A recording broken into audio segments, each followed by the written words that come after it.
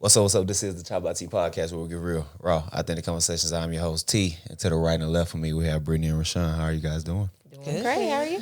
I'm doing well. And of course, last but definitely not least, we have the man himself, Dr. Umar. How are you feeling, Doc? Peace and Pan-Africanism. Shout out to Black Tennessee. One love. Come on now. I want to get right into it. I want to talk about mission and purpose, Dr. Umar. So with that being said, every mission demands a sacrifice. What has your mission cost you personally up until this point in your life? What has my mission cost me personally? It's kind of difficult to answer because I've been in my mission since childhood, as opposed to coming into it later in life and being able to compare this part of my life with the previous. So since this has been life since 9 years old, I would say that I believe that had it not been for the mission, I may have been married sooner, because I would not have to judge or study women from the perspective of a leader or an activist. I could just judge or study a prospective mate from the perspective of what I feel I need in my life. Whereas I can't, let's take the Frederick Douglass Marcus Garvey Academy. When I date, I'm not just looking at her from my vantage point. I'm looking at her from the parents of my students' vantage point. When the mothers walk into the school and see her as the female face, what do they say? Right. When my boys look at her in the school, what do they say? So it ain't about me no more. And because of that, I think I would have definitely been married sooner. I have to be extra careful now, maybe too careful, which is why that's kind of slowed down. Time is the biggest sacrifice. I've sacrificed a lot of my time. I don't regret it at all. But a lot of my time, when I look at all the years of traveling and flying and speaking, for example, I've been in Nashville maybe about 5 times, right? And I've never fully seen Nashville. Yesterday, I was in Detroit. I've been to Detroit probably about 2 or 3 dozen times. And yesterday, I went on my first tour. Yeah. So even though I visit all these cities around the world, I never get to enjoy them, because it's about the work. I enjoy the work, don't get me wrong, but that personal time you sacrifice. So definitely time, marriage. Your life goes so fast when you're activist, when you live on the road. Privacy, you sacrifice your privacy. Like, I don't think I have any secrets. It's hard to keep There's in my nothing. bed. Yeah. I don't know anything about myself that's not known. Especially somebody as polarizing as you. You wouldn't even, and I'll text you about this too, because I got a lot of this stuff. Like, a lot of people digging in my life. People found out my personal number and everything when I heard because of the interview. Yeah. And this is what I tell women when I date. Okay.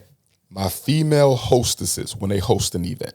So let's say you bringing me to Chattanooga, you bringing me to Nashville, he bringing me to Knoxville. I always tell the host, don't use your own phone number. Yeah. Don't use your own email, because I didn't know people can find out who you are and where you live through your email address. I don't know if y'all know this. Wow. That's why you got to be careful about who you give your email to and who you give your number to. They can search your life from a phone number and an email. And I only learned this because of the YouTube and struggle streamer haters. Yeah. How they was invading the privacy of my lady host. So I always tell the host, don't create a new email, create a new number. Don't use your legal name. You have to come up with an African name for my events. You will never tell them what your real name is. You follow what I'm saying? Because they will dig all into your business. It's just the nature of social media. And I didn't warn them about this. And even when I date, right? Because I've run into women who feel the need to let the world know we're dating. I say, I want you to know the risk of this. Because if the haters ever get your name, they're going to run you through it. Oh, yeah. They're going to find out your kids' names, what your mama did for her living, how many jails your dad been. It's horrible. Yeah. For example, people have said, why don't you share the names of the people who are on the FDMG board with you? And I say, you know why? They have families and careers. Yeah. If I share who they are, their lives will be ruined because they still work for white people. You're right. These haters I got, if I had a career, like if I worked for someone, they would have destroyed it. Oh, yeah. These people have written to the IRS, the FBI, the State Department of Pennsylvania, State Department of Delaware, Attorney General of Delaware, Attorney General of Pennsylvania. I've been audited by the IRS. Yes, They're all obsessed because of with you. hate. They've written to the governor, the lieutenant governor, the city council president, the mayor. Yes. My haters are just as passionate as my supporters. But in the opposite direction. When I put So my personal I go out of my way to Right. protect the identity of people. Yeah. Because I know what follows me. Yeah. And that's why when I date women, I'm like, don't bring that on yourself unnecessarily. If they find out about us, let them find out not because you out there bragging. Because I'm telling you, these people won't stop at nothing. Yeah. Yeah. I put my personal number out. And this is one of the unfortunate side effects of social media. Right. It has created a space and a sector of trolls whose sole purpose in life, because they don't have one, to destroy somebody else's. Absolutely. You feel me? There's people out here who will troll you to destroy you because they're so miserable with their own life. So you got to be careful. These two women beside me, and I've told them both individually that they are some of the most talented people that I've ever met, right? And it's unfortunate because what social media has led to that I see with both of them is like moments where they'll kind of lay off and it's like just completely disappear. and it's stifling their creativity. It's like, no, you're creative. You should make the world laugh. You should show people your creativity. But because of social media, it falls off. And I just think that's so disheartening, you know. Well, I will tell you this.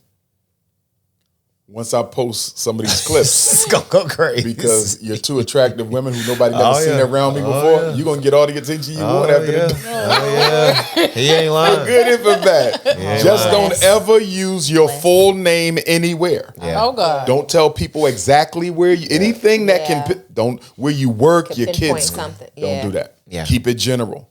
Yeah. You might even want to start going by a name other than your legal Yeah.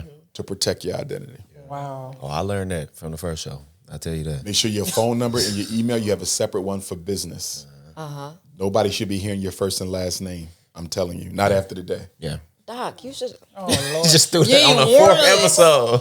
I Y'all should have only said been using your first name here, though. Yeah. So y'all a little protected. Yeah. But I'm saying find another name. Yeah. Yeah. Y'all going to get all kind of. find Oh, something the other else. thing, guard your inbox. Because once this goes. It's My already goodness. bad. Yeah. Okay, I but bet you're going to I get a know whole yours lot is more, bad though. 'cause you You're got going to get a whole lot more following. friend requests. Start asking people why you want to be my friend. What do you want? What do you want? What do you want? Yeah. Oh my. Yeah. No, You'll be fine though, as long as you guard your privacy. You good. I just find in my experience, a lot of sisters who I've worked with, not even dated, just worked with, Right. they were not particular about their privacy, and it cost them. Yeah. Too loose with them. You know what I mean? Be careful about sharing. So where do you work? You don't got a job. No. It's all right because I'm gonna sweep my page. Yeah. Okay. So at this point, what challenges do you face as a growing leader of our Challenges that community? Dr. Umar faced. I give you a couple. One of the challenges I face, just to be very transparent, is when I take my mother to her doctor's appointments.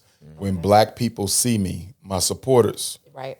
they get kind of animated, Yeah. Okay. which I can respect, but it becomes dangerous because I'm here for my mother.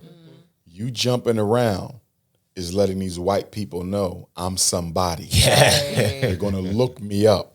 And I've had to deal with my mother being mistreated at times by doctors and nurses Oh, because sir. of who I am. Yeah. I've had to check never would've people. I've thought had to that. report people. Yes. Wow. It's a regular thing for me. Yeah. That's insane. It's a regular thing for me. But the hate is so deep. Right. That I could Could see see that it. happening. Yeah, I yeah. just never would have guessed But it. At what the I same want time. black people to do when you see me and I'm with my mom, it's okay to speak, but Don't do don't too draw much. so much attention to me, Yeah. right? Because you're blowing my cover. This is about her. And y'all telling these white people who I am as if they're supposed to be excited to know who I am.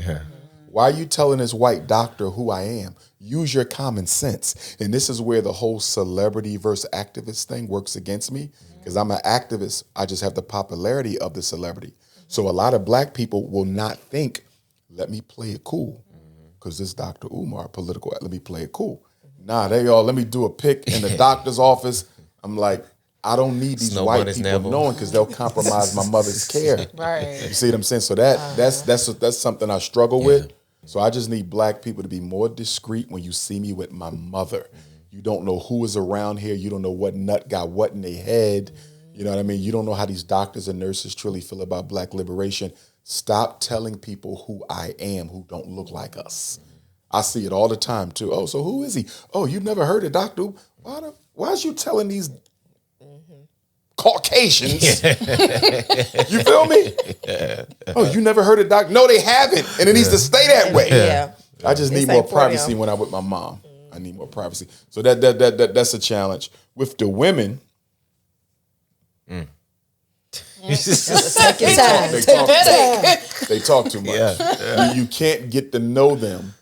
They have to tell their inner circle that you're dating them, right? And that becomes a problem. Yeah. Like privacy, I don't have any privacy, which I don't mind in a way because I ain't got nothing to hide. I don't smoke, I don't drink, I don't party. I'm an old man. I'm old fashioned.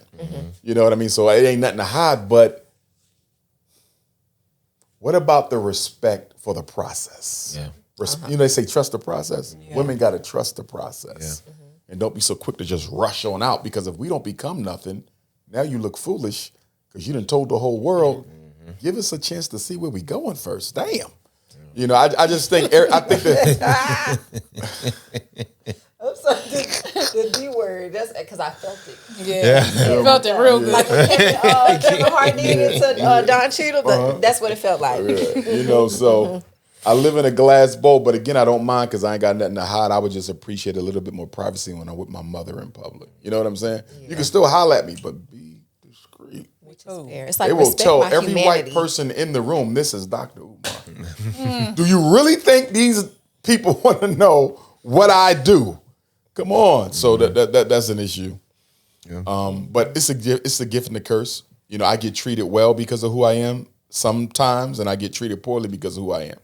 Like I've seen people, even black people, go out of their way to show me no type of deference. Like I need to let him know he's nobody to me. And then others who will just put me right up front. You know what I mean? So it's the gift and the curse, because you don't know if they're a hater or a supporter.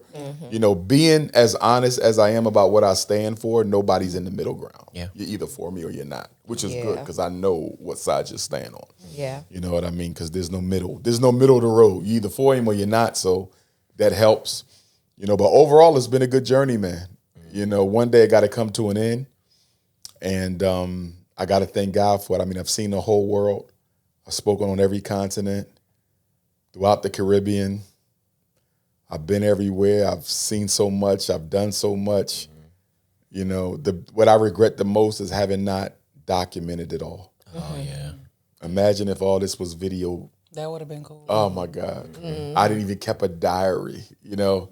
That would have been amazing. The 16-year Dr. Umar diary. You should start. Right. I know I keep not telling too myself late. that, and I never start. I know. I need to start. Set a little timer on Sunday evening, I need Sunday to. morning, something like And that. just do the and week. Just do a week. I need to do it. And there's so much you can fill up in a journal just from 1 week's time. Yeah.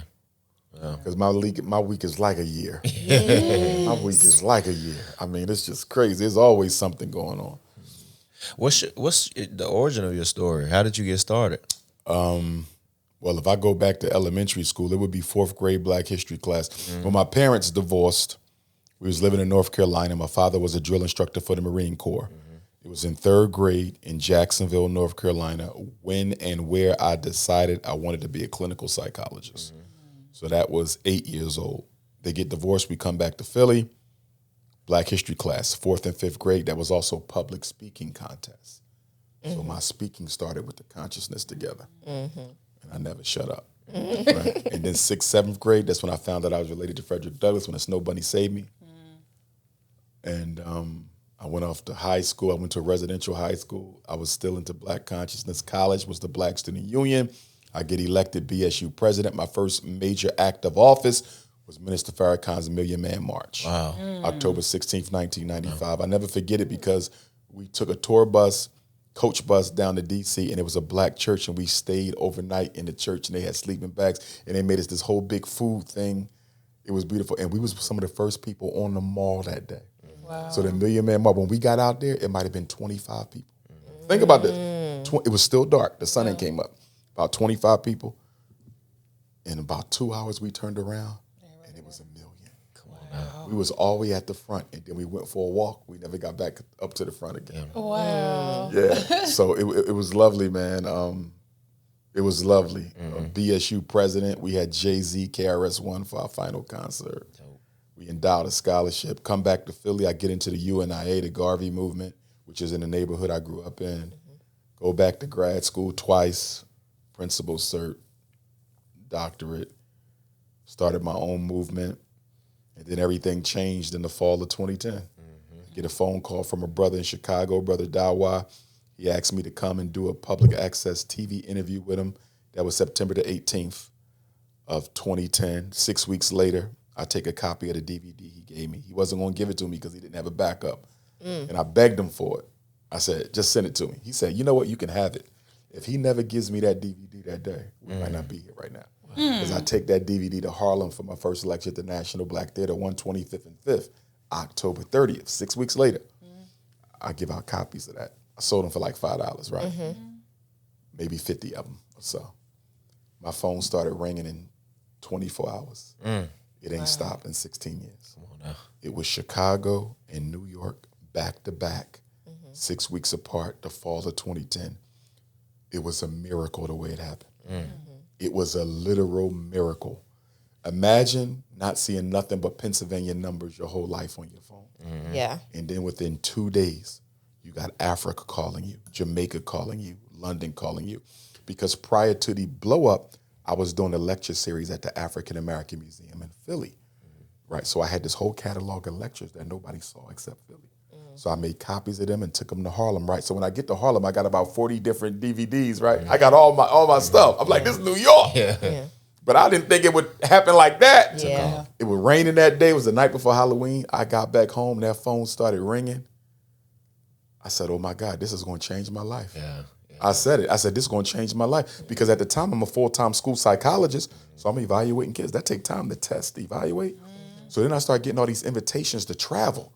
At first, it was just the domestic U.S. Yeah. Then Canada hit me. Then Jamaica hit me. Then the Bahamas hit me. Then London hit me. Then Africa. Then China hit me. I said, oh, shit. So then I had to make a decision. Right. You got to give up this speaking, which you love, and stay with the profession, which you love. And this is how you pay your bills. Or you're going to have to give up some of these schools so you can travel. I chose the mission over the profession. And I don't regret it at all because the freedom, what I've experienced in these 16 years, I would never take it back. You know what I mean? I've seen things, conversations, elders, history. I've met legends, heroes, the children of heroes. Just, it has been a miracle. Yeah. It has really been a miracle. So I'm thankful for it. Just like yesterday, I'm at the Detroit Fest, African World Fest, and everybody just running up, giving me hugs and taking pictures, the elders, the youth, the brothers, the sisters, the couples, and people be like, what keeps you going and motivated? Because you deal with so much negativity on a regular. It's the love, especially from the elders. When somebody old enough to be your grandmother stops you and say, you're the reason I still got faith in my people. You know what I mean? Somebody 70 and 80 be like, you better not stop because I believe in you. Yeah. That's the battery in my back that keeps me going. That has to feel good. Yeah, it really does happen that quick or that sudden. Just you were prepared and it just happened. Man, when After you you watch just the put it Michael on. Jackson movie, saw how he was this, and then the next day he was this, Yeah. it's real. Yeah. It's real. Yeah. Wow. That's what I tell them because these two, like I said earlier, they're so talented. They can do something. It's Yeah. like, When it comes, you it know. comes, and it's going to catch you by surprise. yeah. I'm ready. It's going to catch you by surprise. Your whole life got to change. Like, it's just like, what am I doing? Yeah. Like, I'm living Yeah. out of a suitcase. You know what I mean? Yeah. But you can't turn it down. You know, you in it because you don't get all them years. I won't be go. this Right. forever, right? Yeah. Right. Even Michael Jackson, you know what I mean? You got to only God stay up forever. So you got to maximize that time while you have it. So for you, how long did you have to decide whether or not you wanted to stay in your profession and do the speaking I had as a to make side the decision opportunity? quickly. I had to Like, make how the long was decision real that? quickly because what happened was I had school still calling me to do work. So I had to start turning some of them down. And then I had to give up some of the ones that I had. I had to make the decision quick because In the real invitations time. was coming. Yeah. Yeah. Because remember, if you go to Africa, they're going to want you there for a week. And you're going to want to be there for a week. You don't want to fly for a day and only stay for a day. You know what I mean? Yeah. So it's like in school, you got to be there every day. You know what I mean? So I had to make some decisions. But I don't regret them.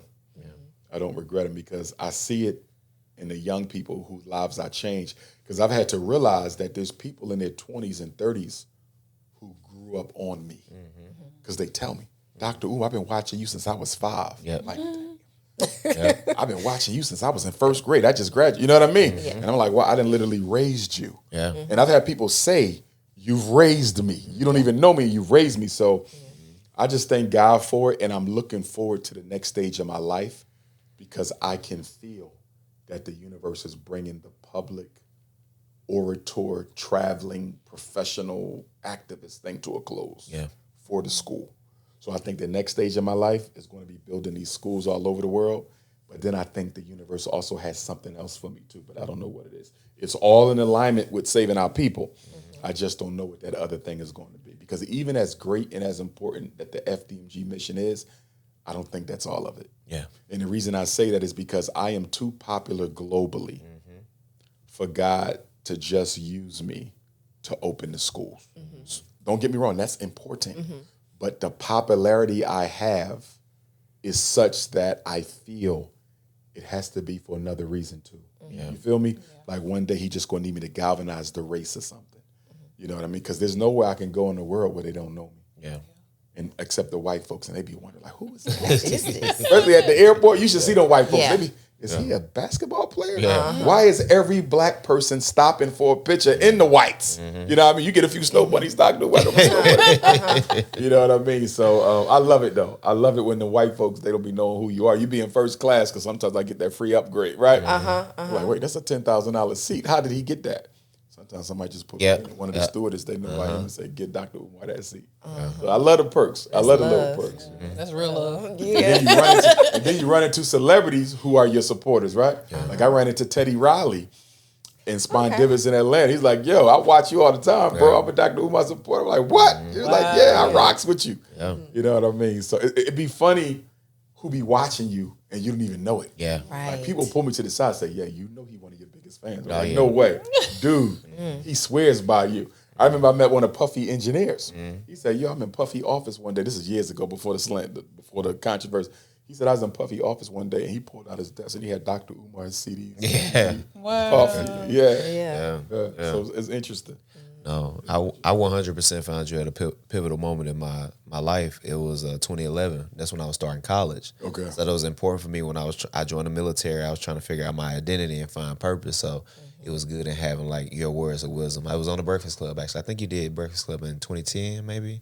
Or 15 was the first. 15 was the first. Okay, I don't remember what. Hidden Colors was like 12, 13, Okay. 14. Yeah. Okay, yeah. But I found you then, and it was a pivotal moment for me. So that's really important. I think for you, at least black men.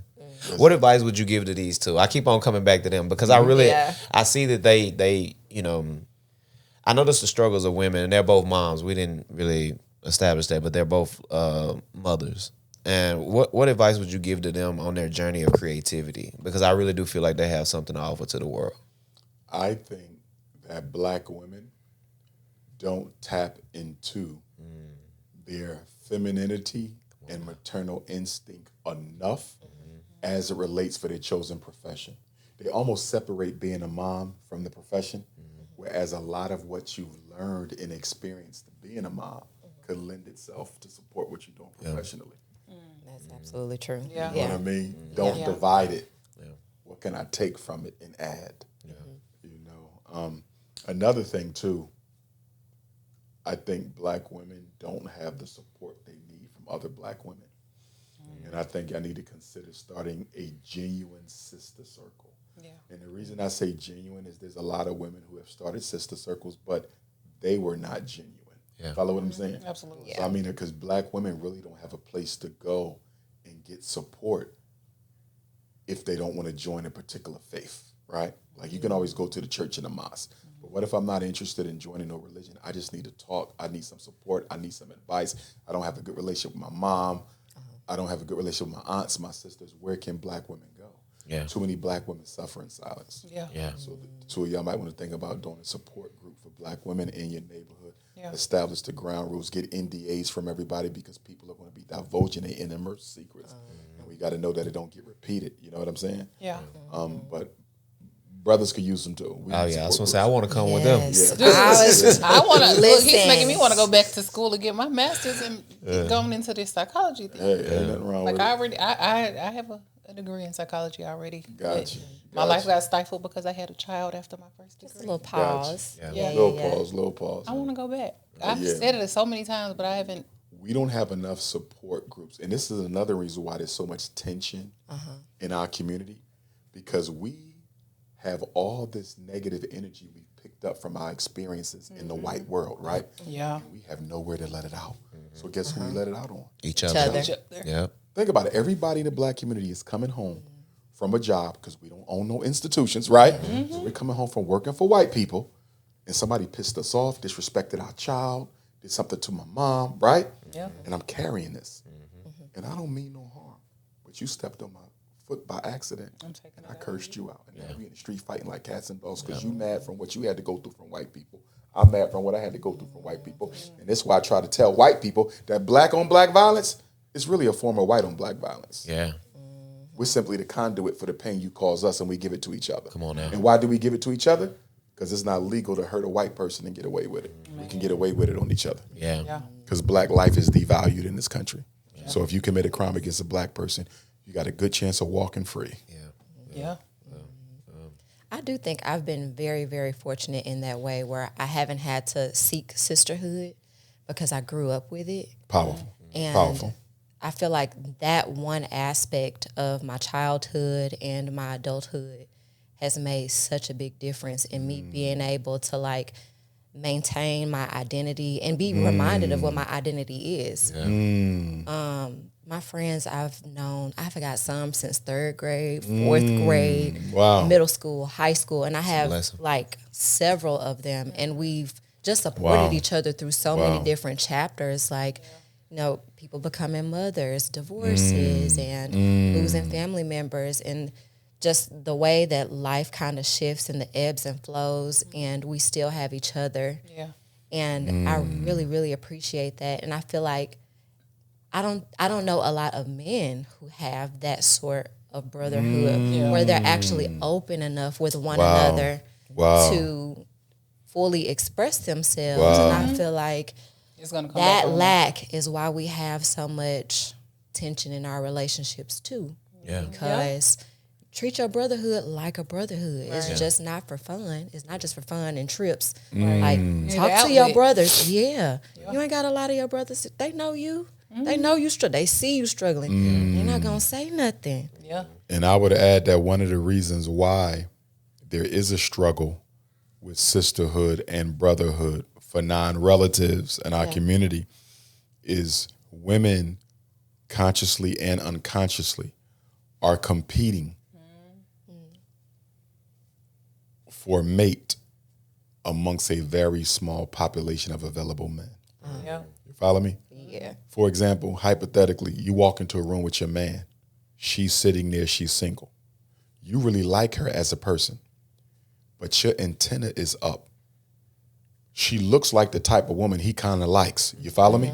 So you prevented a very nurturing sisterhood with this woman because you was afraid she might take your partner. And so a lot of black women go through that where they need sisterhood but can't get it because the sisters they need to tie in with got men who can be a little free with themselves. You follow what I'm saying? Okay. Let's say you got a girlfriend, she's a victim of domestic abuse. You have an extra room in your home, but your boyfriend, he kind of free with himself. Yeah. And so you force her to stay in that house with that abusive man, right? Because you don't trust her around your boyfriend who you don't already trust yourself. So we have to look at how Goodness. the woman's hunt for a mate erodes the sisterhood. Because let's just be honest, if you ask the average woman, would you rather have a best friend or a husband, she's going to choose a husband. You know, and that's why I think black women one day, and we're going to do this at FDMG, they hurry up and give us our certificate of occupancy. But I want to have a black women's conference because there's a lot of things that black women don't like to talk about with each other that I'm going to force y'all to talk about. Yeah. And one of them is the monogamy and the polygamy. I don't have a problem with a black woman being against polygamy, right? but I have a problem with black women saying they're against polygamy, but dating married women's husbands. Oh yeah, Right. That's on now. definitely See a that? problem. Right. Because some of the same women who will say, Yeah. I'm not sharing my man, you're sharing her husband. So which one is it now? Right. Right. Because you're a whole mistress out here. Right. But you run around telling people you don't support plural marriage. But you're going behind his sister's back, sharing her man. Right. Make it make sense. Are you against plural marriage or are you against being caught? Which one is it? Right. You see what I'm saying? And so for y'all, it's the competition for the men. For the men, it ain't the competition for the women because y'all outnumber us, right? Yeah. Every brother got 10 women if he want them. Yeah. For men, it's the competition for achievement. The car, the career. I'm too busy trying to outdo him to be his brother. Y'all too busy fighting for the same man to be sisters. You see that? Yeah. And so that's where black men have to sit down and have this conversation about how we're letting ego kill us. Because I don't know if y'all noticed, for the first time in American history, black men between the age of 16 and 29, they have surpassed white men for number one suicide risk amongst males. For the first time in 400 years, Yeah. 16 to 29-year-old black men are taking their life more than white men at the same age. So we are suffering in silence. Yeah. And the reason why a lot of them are killing themselves is because they're saying, who cares about me? Number one, and look at the pain and racism I got to suffer in this world. You know, and so we got to get it together. You know, that's why I want the school to hurry up and materialize, because a big reason why we can't serve and organize ourselves, we don't own the institutional space to organize black people. If y'all said y'all want everybody from Murfreesboro black for a community town hall meeting tonight to talk about the political problems, where you gonna have it at? Yeah. The black church ain't gonna let you talk politics in there, right? Because they owned by the politicians, right? So where can you go that's not owned by white people, that's not being audio or videotaped, that you rented, where you can have a private meeting with black folks? Well, I mean, it would depend on the church. We might have one. I see what you're saying, but if you go non-religious, Yeah. But if you, you see what I'm saying? If you go non-religious, look, I speak so much, right?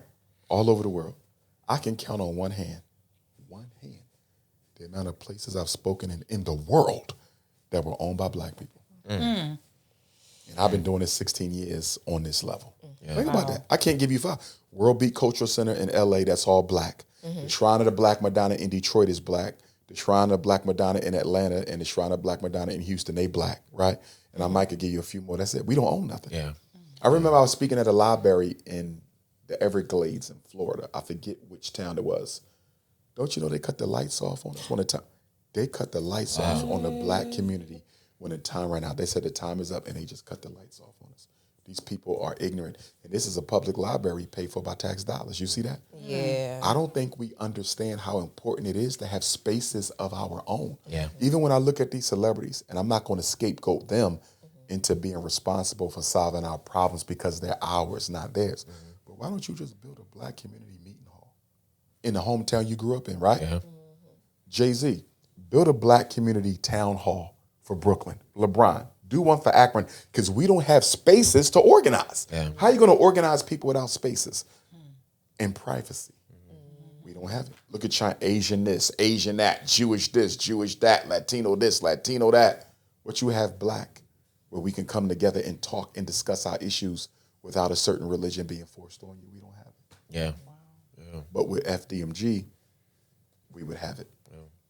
Yeah. A certain religion in a lot of ways has been corrupted in some ways when it comes to white people. That's allowed for us to, you know, essentially believe in certain beliefs or even in some cases divisive. So it's like we're fighting it from both ways as well. Yeah, and that's because we picked up the Arab, as far as Islam is concerned, and the European, as far as Christianity is concerned. We picked up their cultural method of recruiting people into the religion. So with the Arabs and the Caucasians, they believe that if you don't believe what they believe, you're going to hell, right?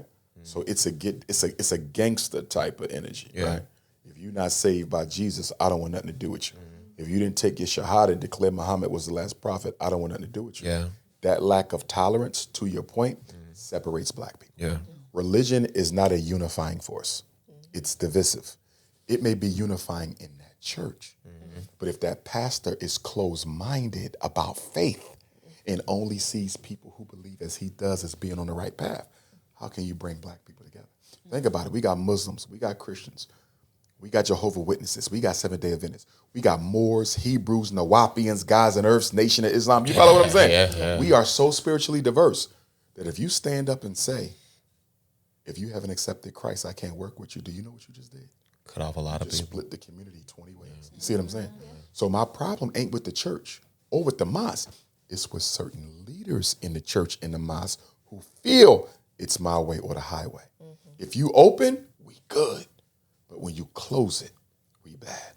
I tell people all the time, the reason why the Honorable Marcus Garvey was the most successful black leader in terms of mass organization we've ever seen is because he never put a religion on his movement. Yeah. It was for all black people. Christian, you can come, but this is not Christianity. Muslim, you can come, but this is not Islam. And I think because Garvey had the wisdom to know that if you put any religion on this movement, you automatically ostracize the others. And I think that's why he was able to build a 13 million man organization without no internet, no airplane.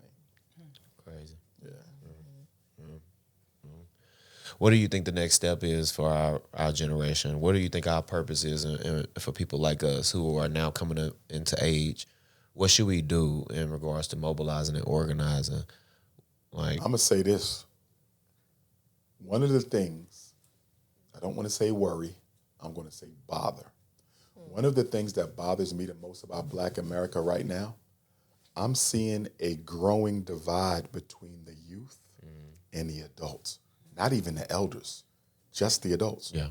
We are about to completely lose our young people for one reason. We have nothing to offer them. oh, wow. Okay. If I am a Jewish kid and I need a job, I don't have to leave the Jewish community to get one. If I'm a Mexican kid and I need a scholarship, I don't have to leave the Mexican community to get it. If I'm a black kid and I need anything, I have to leave my community to get it. Yeah. You see that? And our children living in this thirsty, materialistic society, when they look at the community, they're not looking at culture and shared value and history. They're looking at us and they're saying, what do my people do for me? And the answer is nothing. If we don't start serving the youth, they're going to serve the white man and helping him destroy us. There's an African proverb that says, if the youth are not raised by the village, they will burn it down. Yeah. All these flash mobs you see, sooner or later, they're going to start flash mobbing their own neighborhood. We're going to have to fight our own children if we don't get this under control. And this is when I see black men get upset at black women for not worshiping them, right? I say real simple, brother. If you a king, where's your kingdom? Right. Black men are not taking responsibility for black boys. Yeah. If we took care of the boys, y'all would love us.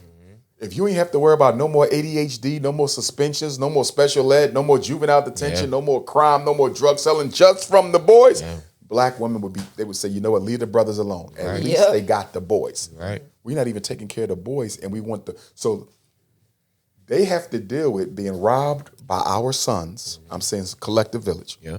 They have to deal with being robbed by our sons, disrespected by our sons, mobbed, beat up by our sons, and then come home and worship us. Yeah. That don't even make no sense. Yeah. You're not even absolving me of responsibility for my sons. Yeah. And I got to fight him and then come worship you. In African culture, the men are responsible for the boys, period. Yeah. Once you turn 12 years old, you ain't your mama no more. You belong to the men of the village. Yeah. That's African culture. You know how that would transform Black America? It would be crazy. If y'all wouldn't have to worry no more after he turns 12. He's still your son. He's still in your house. But I got him now. Yeah. Until black men do that, we have no right to ask our women to treat us like kings. Yep. That's literally what I'm trying to do with my boys right now. Yes, sir. Yep. That's why I have them with me. I'm trying to do that right now. And you're right. I mean, the mother of my child respects me at the highest level. I don't get any issues out of her because of how involved I am with my son. Yeah. Take care of the boy. Yeah. I think it's just, but it's the trauma thing that you talked about too. It does get difficult because sometimes we do get pushed back from the women. I know good men who get pushed back from women for that. And it's like, I don't have any advice to give them. I don't know what direction to tell them to go in. And I think this is where black women need to do an assessment. Some black women, but as a sisterhood, y'all all have to do it because you got to help them do it. Yeah. Too many black women have been intergenerationally programmed by traumatized black women to never, ever trust or depend on a black man. But it's even more complicated, though, when we've been indoctrinated that way, and then we have our own experiences To verify that, it. and it's not just validate one bad it. experience. I know. It's like consistently, I keep know. being I shown know. that what I was taught is actually for real, and I didn't want to believe that. But you know what? That makes it harder. Yeah, and when you do stuff like that, like when you do try to lean on the father and stuff like that, because I had a moment with my kids. I'm like, hey, I need you to take them for a minute. I need a minute. And one of my friends was like, you crazy. I would never leave my kid with their daddy. So you don't think that he could take care of them? I mean, we take care of our children. Why does it always have to be on the mother? Yeah. Right. Yeah. I did that. And I like see literally nothing people wrong. looked at me like I was crazy. I see nothing wrong with a mother turning the son over to the father, especially when he becomes teenage. Yeah. Yeah. But see, here's the problem. Some women, to your point, they only use the father as a disciplinarian. And you cannot do that. Because if that boy doesn't feel that that man genuinely loves him, it's child abuse. Yeah. Yep. Anytime a child is punished by any adult anywhere who does not love them, it's child abuse, right? So when you only use the father to be the disciplinarian, you're destroying the relationship between the father and the son. They got to have a bond before he can punish. Yeah. You cannot punish a child who don't know you love them yet. And what happens with a lot of mothers, like you were saying, I'm never going to give him time with his dad until he starts disrespecting me. Now I'm begging the father to take him. Right. Father can't come in like that. Right. Because if he come in like that, he going to lose his relationship with his son. Right. You made that bed. You got to lie in that. I'm going to talk to him about disrespecting you. He shouldn't be talking to his mother like that. But you didn't allow me to build a bond with my son in the early years so he knows I love him. So when I got to come in and kick his ass, he knows how to love. If I go in there and kick that 15-year-old boy ass, he might shoot me in the back. on now. Because he see me as a complete stranger because of your decisions. Right. So women got to do better with the boys. They have to do better with the boys. Yeah. Because too many black women are loving their sons instead of raising them. They're spoiling them so rotten that these boys will be no good for another man's daughter. Yeah. Yeah. I agree. It's just Because a their cycle. mother spoil them. Yeah. You cannot spoil your son as a woman because he expects every woman to be like his mom. And that's why you got so many grown-ass black men living off of black women. Yeah. Because their mother role model, this is what a woman is. Your footstool. She cooks, she Right. cleans, no. Where is his responsibility? If you don't make him respect you, Right. he won't respect another woman in his life. Yeah. 1,000% true. Agreed. That's definitely something that I had to learn along the way. Yeah. You know, because I had a mother who really did that for me. She poured into me. So I had to learn, like, you know, don't expect this woman to be your mom. Yes. You know what I mean? Yes. Yes. It's like she can't be that, you know. Yes.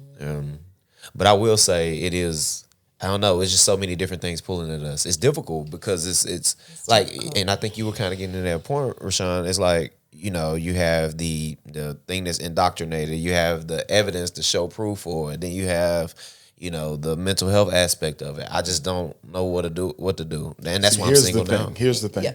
Because you always get this question, or I always get this question, where is the one thing we could start with? What's the one thing we need to focus on?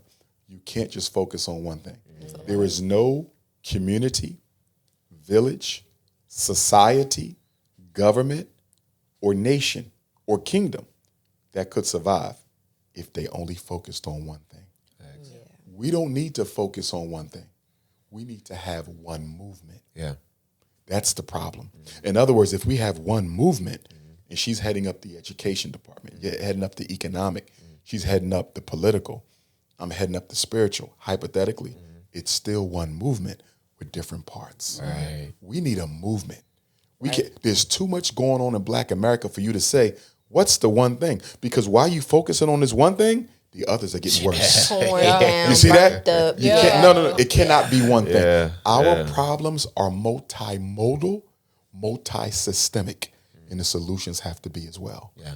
Multimodal and multi-systemic. We don't need to focus on one problem. We need to have one movement that focuses on all the problems together. Yeah.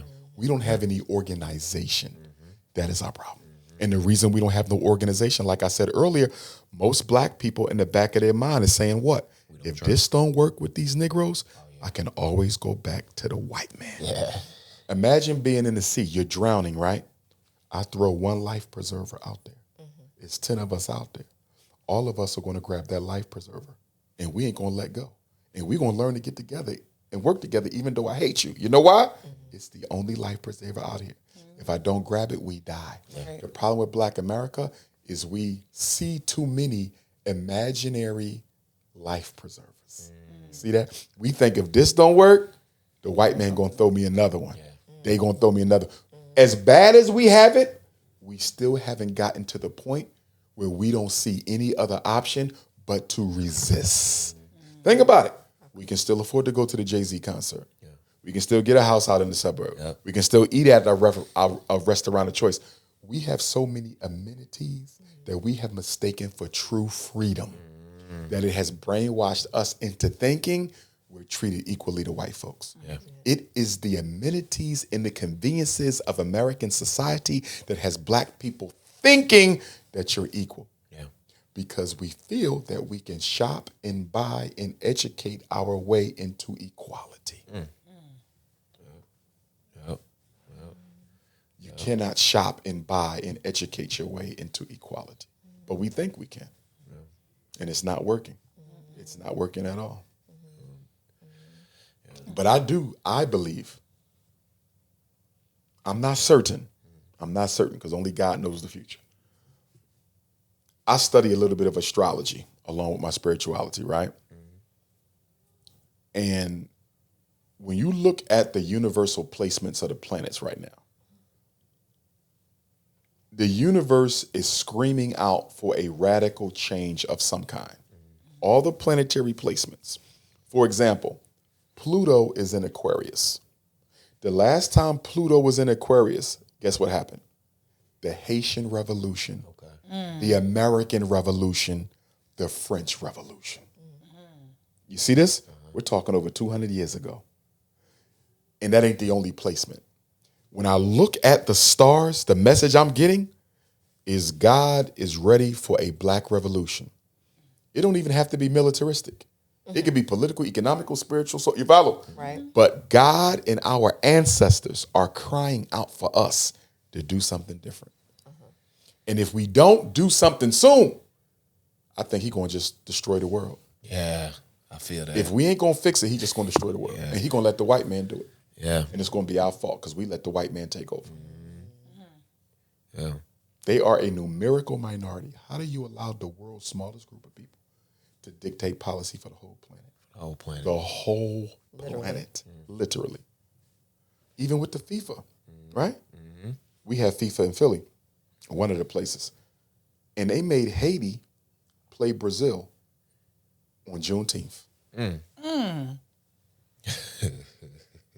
They did it on purpose. Yeah. Right. That was a mind. Clearly. Brazil is the largest black community outside of continental Africa. There's more Africans in Brazil than anywhere else in the world. Yeah. Haiti is what? The oldest and the first independent black nation built by the blood of enslaved Africans. They fought to win. So you got the largest black community and the first free black community fighting each other on Juneteenth. Come on now. They did it on purpose. And then they made the Haitians change their jersey because they said it was too revolutionary. Wow. Only to lose in the first match. Haiti didn't have to lose in the first match. You put them against Brazil on purpose because Brazil has a very great team. So this is one of the few times I think Haiti has qualified. So they happy, as they should be. And you're going to make them go up again. I'm going to use you to destroy you. Yeah. Yeah. And for the life of me, I wish all the African teams and the Caribbean teams and the Central and South American teams, why y'all keep going? Y'all get cheated there was at least 10 black teams who got cheated at the World Cup. Blatantly cheated, and we keep going. For what? When South Sudan played LeBron and them in the last Olympics, they beat them. But the referees kept calling fouls at the end of the game. That's how LeBron and them won. South Sudan beat the NBA superstars in the Olympics and got robbed. Why do we keep seeking white validation? Yeah. Why? That makes sense. Psychologically, we still not free. They took the chains off the body, but never off the brains. Chains remain. That is something to speak about. You just made me think about it. It's like they did manage to control everything. Take control. Yeah. But some of it's without participation. We don't have to be in the World Cup. Yeah. We don't have to be in the Right. Olympics. We get cheated every time. Why are we still going? Yeah. Because you want white validation. You think that white trophy is better than the black one. Yeah. Is there a black one though? Yeah. They have their own football thing in Africa. Right? They need to improve it. It needs to grow. But why not build that up? Yeah. Why do you keep running over here to the white folks for? Yeah. Yeah. And every time you look at the FIFA finals, it's 4 white countries with all black players. Y'all is not sleep. Yeah. I want to, and I don't know if y'all got anything else y'all want to ask Dr. Umar, but I got. Do y'all have anything else y'all want to ask? Go ahead. My final question to you is when your mission is done and everything is complete, what do you hope exists in the world that doesn't exist today because you dedicated your life to this mission? The one thing I would like to have been eradicated, I don't know if it's possible, but at least on the road to, is that we need an independent, international, black educational system for our children. And that's where I'm focusing on. So you live in Tennessee. If you decide to move to Los Angeles with your children next year, guess what? There's a FDMG Whole in school Los system. Angeles. Yeah. You decide y'all going to Canada. We got an FDMG Toronto. Yeah. A few years later, you say, I want to go live in Ghana for a couple of years. We got an FDMG Ghana. We need a universal school district for our children that teaches them love of self and pride in race. Those are 2 things where black children are lacking because they don't get any type of racial consciousness, which feeds the low self-esteem of black children. And let me tell you how. You have a son or daughter. Daughter. Your daughter, you don't give her no knowledge of self, hypothetically, because I know you do. She never been taught about blackness, black pride, Africa, Harriet Tubman, Ida B. Wells, Sojourner Truth, nobody, right? She go to school. White girls are calling her names, N-word, picking on her, this and that. If she knew who she was, it could barely affect her. Yeah. But because you gave her nothing, everything they tell her about herself, she believes it. We have to understand how black children's self-esteem, self-worth, self-concept is being destroyed every day because we refuse to tell them about the greatness of who they are. Yeah. And psychologically, 4 years old, by the time a child is 4, this is according to white folks, 4, they know their race and they know how much respect their race gets in the world. Yeah. Think about that. Yeah. 4. Yeah. Your 4-year-old knows not only am I black, I know black people get no respect at 4. So imagine how they feel about themselves at 14. Dr. Umar, thank you. Thank you again. Thank you. It's always good to sit down and speak with you about everything. I want to say this, though. Let me throw this in because it just crossed me. Yes. One of our black leaders, James Fortin, if you never heard of him, you might want to look him up. He was part of the founding of the American Abolition Society. Then I believe he was part of the founding of the American Anti-Slavery Society. Some people say he's the first or second black millionaire in American history. He lived during the American Revolution. Yeah. He was actually a prisoner of war on a British ship in the American Revolution. He famously said, I don't think my people, and this is during slavery, he was not a slave though, I don't think my people will ever become free until we get out from amongst white people. In other words, how do you heal a traumatized people if they're still being re-traumatized every day? Right? Now, to that end, though, America is mostly open land. The middle of America is wide open. If we were really serious, we would either buy one of the 10 to 20 cities for sale in this country, or we would just go get a whole bunch of land and start from scratch and build our own. Every city in America started as a village that got incorporated into a city. That's why every city incorporated 1818, Why can't we build some new Black Wall Streets? Why? We got the money. We got all the degrees, all the expertise. You know why? We value proximity to whiteness too much. Think about it. You could build the hospital, but are we going to go? You could build the bank. Are we going to use it? Yeah. You see that? And this is why you got to change the way we think, because if you don't change the way we think, you could build Black Wall Street tomorrow and it'll be empty because Negroes don't go. Yeah. Facts. That's a fact. That's a fact. Thank you again, Dr. Umar. I appreciate you. Thank you. Listen, this is the Chop About Tea podcast. We'll get real, raw, authentic conversations. Until next time.